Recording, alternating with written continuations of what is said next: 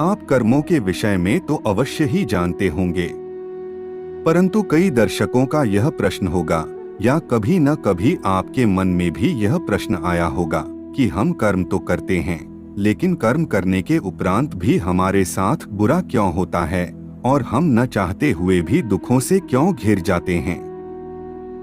इसका उत्तर विस्तार पूर्वक श्री कृष्ण ने अर्जुन को उपदेश के रूप में दिया था। इसके अतिरिक्त आपको इस प्रस्तुति में यह भी पता लगेगा कि संसार के सबसे बड़े सुख कौन कौन से हैं जो आपके जीवन में अवश्य होने ही चाहिए। आध्यात्मिक ज्ञान वृद्धि के लिए वीडियो को अंत तक देखें और सनातन संस्कृति से जुड़ने हेतु धर्मार्थ चैनल को सब्सक्राइब अवश्य करें।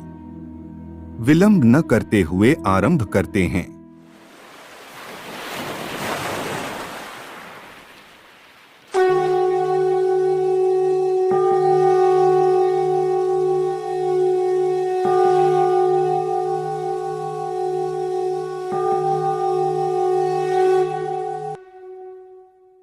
कुरुक्षेत्र युद्ध भूमि में अपने ही सगे संबंधियों के सामने खड़े अर्जुन श्री कृष्ण से पूछते हैं कि हे केशव, आप कहते हैं कि इस संसार में हर मनुष्य अपनी प्रवृत्ति के अनुसार ही कार्य करते हैं, परंतु मेरे विचार के अनुसार प्राणी में कोई भी गुण प्रधान हो, उसकी चाहे कैसी भी प्रवृत्ति हो, फिर भी हर प्राणी सुख की ही कामना करता है, दुख के लिए कोई कामना नहीं करता।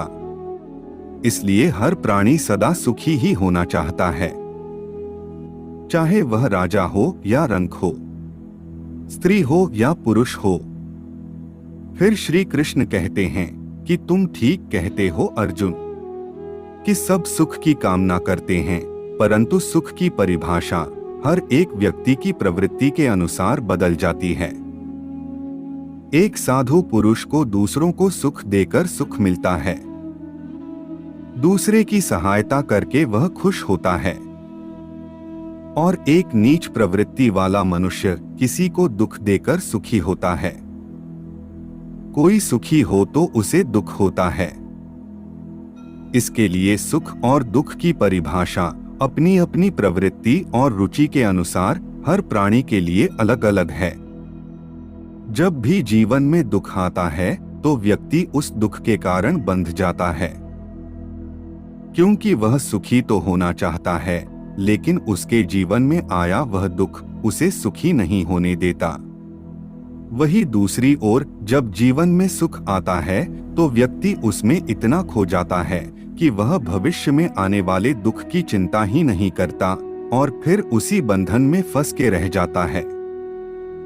भगवत गीता में जब अर्जुन ने भगवान श्री कृष्ण से प्रश्न किया कि हे केशव, अगर मैं युद्ध भूमि में मेरे सामने खड़े अपनों को मार दूंगा तो मुझे पाप लगेगा और इसलिए मैं युद्ध नहीं करना चाहता। श्री कृष्ण कहते हैं, सुख दुखे समे कृत्वा लाभालाभौ जया जया ततो युद्धाय युज्यस्व नैवं पापम वाप्स्यसि। इसका भावार्थ है, तुम युद्ध से मिलने वाले लाभ और हानि, सुख और दुख को एक समान समझो, फिर तुम्हें कोई पाप नहीं लगेगा। इसी तरह इस संसार में सुख और दुख दोनों ही हमें बंधन में डालते हैं। शास्त्रों में बताया गया है कि जो भी व्यक्ति अपनी आत्मा का कल्याण चाहता हो उसको आस्तिक बनना चाहिए और भगवान की पूजा करनी चाहिए, परंतु सुख में व्यक्ति भगवान की पूजा नहीं कर पाता और दुख में भी नहीं कर पाता, इसलिए सुख और दुख दोनों ही बंधन में डालते हैं। भगवत गीता में बताया गया है कि सुख और दुख मौसम की तरह आते जाते रहते हैं, इसलिए प्राणी को इन्हें झेलना सीखना चाहिए। इसका अर्थ यह भी हो सकता है कि अगर सुख आया है तो दुख भी आएगा और दुख आया है तो सुख भी एक दिन अवश्य आएगा। शास्त्रों के अनुसार अगर व्यक्ति भगवान की पूजा करता है तो उस पर भगवान की कृपा बनी रहती है और भगवान उसे दुखों से लड़ने का बल भी प्रदान करते हैं। अगर कोई व्यक्ति सुख और दुख में समान भाव रखे तो वह मुक्ति के योग्य हो जाता है, अर्थात जो व्यक्ति सुख और दुख में समान भाव नहीं रखता वह मुक्ति के योग्य नहीं है। श्री कृष्ण कहते हैं कि हे पार्थ, यह संसार दुखालय है और मेरी भक्ति करने वाले फिर दुखों से भरे इस संसार में नहीं लौटते। हर सभ्य व्यक्ति को अनावश्यक सुखों की जगह आवश्यक सुखों की कामना करनी चाहिए।